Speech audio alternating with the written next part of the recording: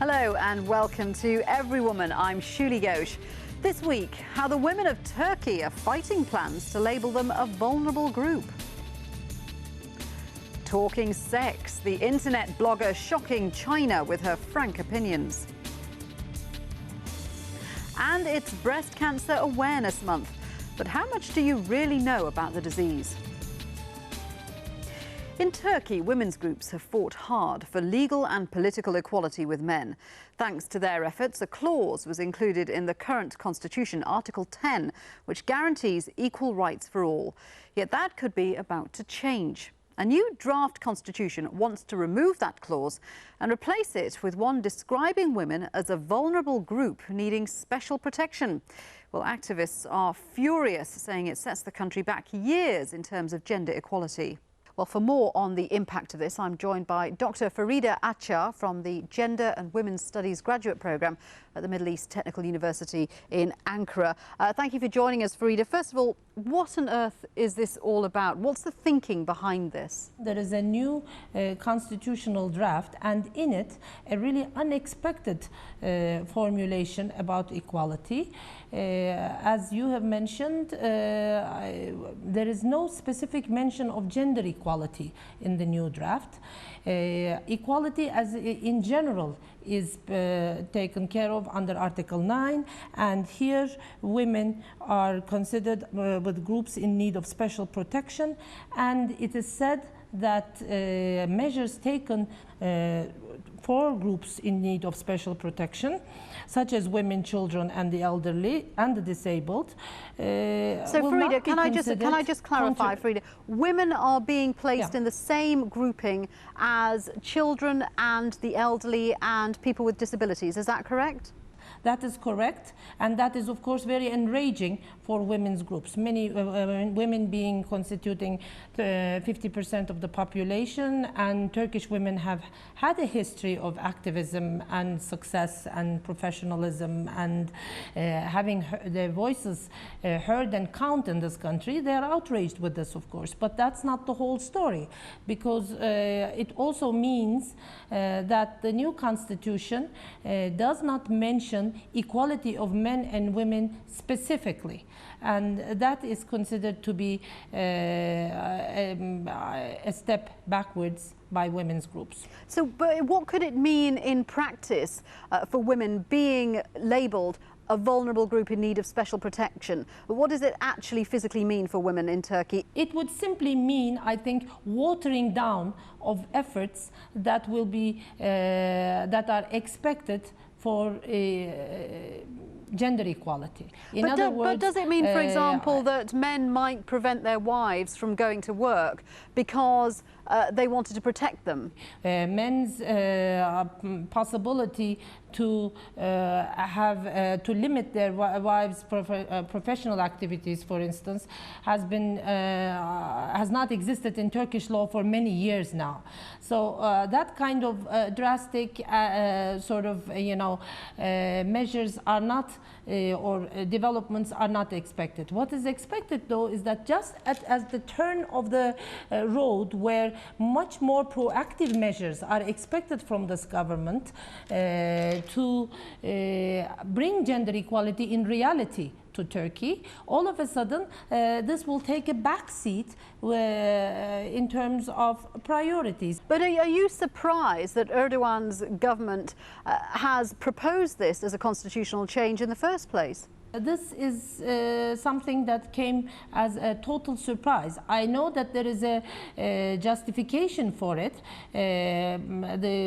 Those who made the proposal have justified it on the grounds that the other groups also need positive discrimination, so they should all be considered in one package, so to speak.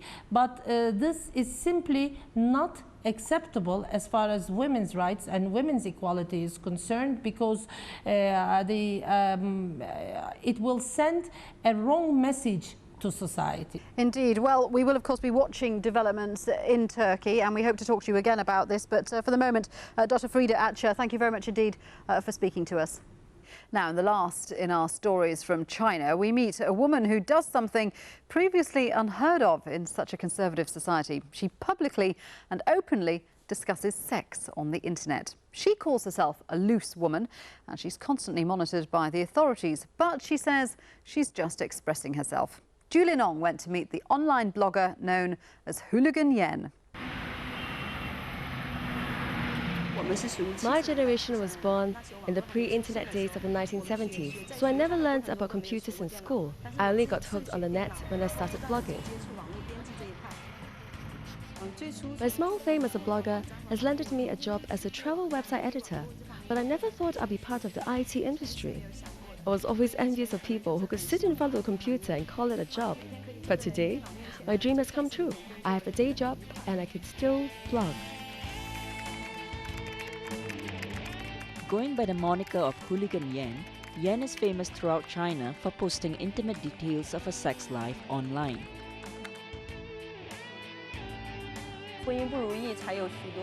After my marriage failed, I had a lot of pent-up frustration. Frankly, I was sexually repressed. I had no boyfriend, so I was sitting alone in the office facing the computer, and I started using words to vent my frustrations. The venting soon became a candid forum on sex and relationships, musings about why men can't say I love you or why women online are always lonely. One provocative post even included a bedside encyclopedia of love-making noises, describing how pillow talk sounds in regional slang. I am a loose woman, but I have the right to be one. How does one define loose anyway? Am I loose if I do with one man, or very loose if I do with three? The term is meaningless. What if a woman who has one man all her life fantasizes about many? Who's looser than whom then? Since everyone is loose, why can't I be? It's taboo to talk about sex in China, so my articles were frequently removed, but I will post them again under a different name. When I finally moved them to my own blog, hackers defaced it. But the government didn't shut me down, but I was constantly monitored. But I didn't see why. I wasn't disseminating pornography or advocating casual sex. I wanted to express myself, go wild. The internet had no powers to restrain me. I started posting photos of myself with weird facial expressions, just to be different. I felt oppressed. Since you oppress me, I'll retaliate. Since you forbid me from taking nude pictures, all the more I want to do it. Women should have this right, and I've done nothing wrong. Today, 2 years after exploding onto cyberspace in a burst of sexual bravado, Hooligan Yan has mellowed. Her nights are no longer spent solely in front of the computer, and she's since put on the online celebrity to good use, starting websites on Chinese feminism and another championing the rights of sex workers. Her earlier works may mislead people into thinking that she's a bad woman. She calls herself Hooligan Yen, but she isn't really a hooligan. She dares to challenge society's disenfranchised and herself in the process. China has imported Western-style feminism, but it's only an academic construct. How many ordinary Chinese women know about feminism? Since this banner isn't used, why can't I borrow it to educate women on how to conquer so-called fate? People criticize me saying, "You're a woman from the lower classes. What right have you to fight for feminism?" Well, since no one is doing it, I will. Every weekend, Yan heads to the country where her 7-year-old daughter lives in the care of grandma. City life is hectic. I'm always thinking about going home. If the city is about making money, I don't want to make money anymore. I'd rather return to farming.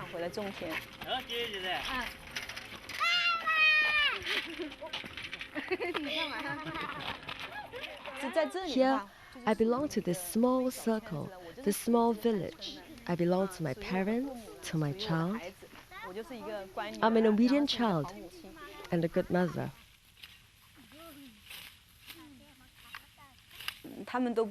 They don't know about my life and it's better not to tell them.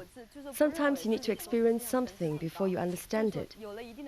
Since my understanding comes out of suffering, I don't want them to know what I'm really about.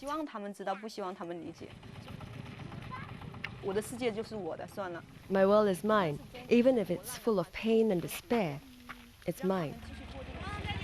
Let them continue to live their simple life.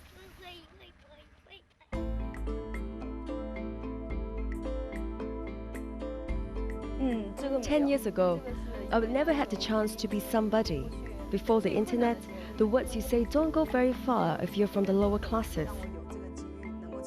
The internet has saved me a lifetime of fighting. The war could have taken me 2 lifetimes, but with the net, I can do it in 1. The last of our special China stories there. Coming up after the break, the truth about breast cancer and the myths that surround it. It's the most common cause of cancer death in women around the world, so why don't we know more about it?